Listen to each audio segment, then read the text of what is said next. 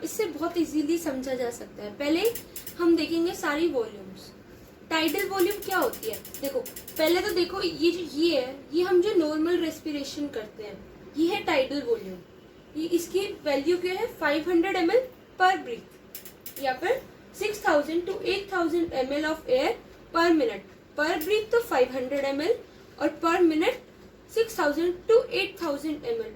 ठीक है, tidal volume होता क्या है, जब हम नॉर्मल रेस्पिरेशन करते हैं हम कितनी एयर अपने अंदर ले जाते हैं या कितनी एयर हम एक्सपायर करते हैं नॉर्मल रेस्पिरेशन के टाइम, उसे हम बोलते हैं टाइडल वॉल्यूम। अब हम देखते हैं इंस्पिरेटरी रिजर्व वॉल्यूम, मतलब एडिशनल वॉल्यूम ऑफ एयर जो हम इंस्पायर कर सकते हैं बाय फोर्सफुल इंस्पिरेशन। मतलब हम नॉर्मल रेस्पिरेशन के अलावा फोर्सफुली कितनी एयर और अंदर ले जा सकते हैं, उसे हम बोलते हैं इंस्पिरेटरी रिजर्व वॉल्यूम। इसकी वैल्यू क्या होती है 2500 to 3000 ml। उसके बाद आता है एक्सपिरेटरी रिजर्व वॉल्यूम। इसका मतलब क्या है कि हम कितनी एयर नॉर्मल रेस्पिरेशन में जो हम एक्सपायर करते हैं उसके अलावा हम कितनी एक्सपायर और कर सकते हैं, उसको हम बोलते हैं एक्सपिरेटरी रिजर्व वॉल्यूम। इसकी वैल्यू क्या होती है 1000 to 1100 ml। यानी ये क्या हो गया additional volume of air which a person can expire by forceful expiration, वो होता है ERV यानी एक्सपिरेटरी रिजर्व वॉल्यूम। अब हम देखते हैं रेजिडुअल वॉल्यूम। ये वो एयर है जो हमारी लंग्स में हमेशा रहती है, चाहे हम फोर्सफुल एक्सपिरेशन करते हैं उसके बाद भी जो वॉल्यूम ऑफ एयर हमारी लंग्स में रहती है उसे कोलैप्स होने से प्रिवेंट करने के लिए, अगर सारी एयर हमारी लंग्स से बाहर निकल जाएगी तो लंग्स कोलैप्स हो जाएंगी।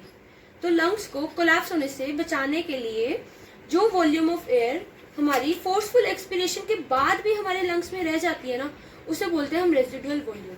इसे हम एक्सपायर नहीं कर सकते, ये हमारी लंग्स में रहती ही रहती है। और इसकी एवरेज वैल्यू जो होती है, इसकी एवरेज वैल्यू होती है 1100 ml to 1200 ml। ये अब हम कैपेसिटीज देखते हैं। कैपेसिटीज क्या होती हैं, कैपेसिटीज जो होती है ना ये सम होती है दो वॉल्यूम्स या दो से ज्यादा वॉल्यूम्स की। तो अब हम देखते हैं कैपेसिटीज। और जो पल्मोनरी कैपेसिटीज होती है ना ये हम मेजर भी कर सकते हैं स्पायरोमीटर या फिर किसी हेल्प से।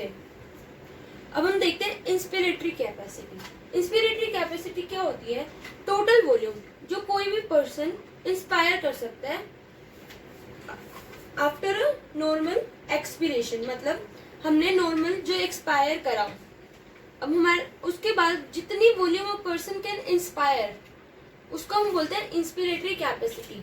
इंस्पिरेटरी कैपेसिटी क्या हो गया, sum of tidal volume plus inspiratory reserve volume, ये हो गया इंस्पिरेटरी कैपेसिटी। यानी क्या हो गया, अगर एक पर्सन ने नॉर्मली एक्सपायर करा तो उसके बाद वो कितनी वॉल्यूम इंस्पायर कर सकता है, यानी कि कितनी वॉल्यूम अंदर इंस्पायर कर सकता है। अब हम देखते हैं एक्सपिरेटरी कैपेसिटी। एक्सपिरेटरी कैपेसिटी क्या होता है, total volume of air that a person can expire after a normal inspiration. यानी जब हमने नॉर्मल ब्रीथ लिया इनसाइड, हमने इंस्पायर करा, उसके बाद हमारी बॉडी हम कितना एक्सपायर कर सकते हैं, तो ये क्या हो गया एक्सपिरेटरी कैपेसिटी। ये एक्सपिरेटरी कैपेसिटी हो गया tidal volume plus ERV। Expiratory capacity is equal to tidal volume plus ERV, यानी हम कितना इंस्पायर कर सकते हैं आफ्टर नॉर्मल एक्सपिरेशन।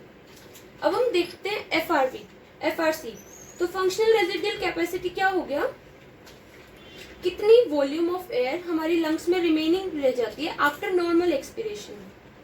अगर जब हम नॉर्मल ब्रीथ करते हैं उसके नॉर्मल एक्सपिरेशन के बाद हमारी लंग्स में कितनी एयर रिमेनिंग रह जाती है, उसको हम बोलते हैं FRC। FRC क्या हो गया, is equal to ERV plus RV। जो कैपेसिटीज होती है ना वो सम ऑफ वॉल्यूम्स होती है, एक तो ये बात दिमाग में रखने के लिए। तो फंक्शनल रेजिडुअल कैपेसिटी क्या हो गया, फंक्शनल रेजिडुअल कैपेसिटी वो वॉल्यूम ऑफ एयर होती है that will remain in the lungs after normal expiration. यानी नॉर्मल एक्सपिरेशन के बाद जो वॉल्यूम हमारी लंग्स के अंदर बच जाएगी उसको हम बोलते हैं FRC। FRC क्या हो गया, एक्सपिरेटरी के वॉल्यूम ERV प्लस RV। उसके बाद हम देखते हैं वाइटल कैपेसिटी, जो हमारे लंग्स में maximum volume of air a person can breathe in after a force expiration, या फिर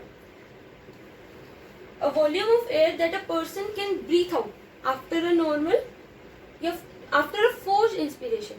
इसका हिंदी में क्या मतलब हुआ वाइटल कैपेसिटी का, कि जब हमने फोर्स इंस्पिरेशन करा यानी हमारे लंग्स में इतनी वॉल्यूम है, उसके बाद हम कितनी एक्सपायर कर सकते हैं, मैक्सिमम वॉल्यूम ऑफ एयर हम फोर्सफुल इंस्पिरेशन के बाद कितनी एक्सपायर कर सकते हैं, उस इसका वाइटल कैपेसिटी क्या हो गया, IRV plus TV plus ERV। या फिर हम फोर्स एक्सपिरेशन के बाद जब हमारे लंग्स में सिर्फ इतनी वॉल्यूम बची होती है, हम कितनी maximum volume of air inspire कर सकते हैं, यानी ERV plus TV plus IRV। क्या हो गया, vital capacity is equal to IRV plus TV plus ERV। यानी मैक्सिमम वॉल्यूम जो हम इंस्पायर कर सकते हैं आफ्टर अ फोर्सफुल एक्सपिरेशन, या फिर मैक्सिमम वॉल्यूम जो हम एक्सपायर कर सकते हैं आफ्टर अ फोर्सफुल इंस्पिरेशन।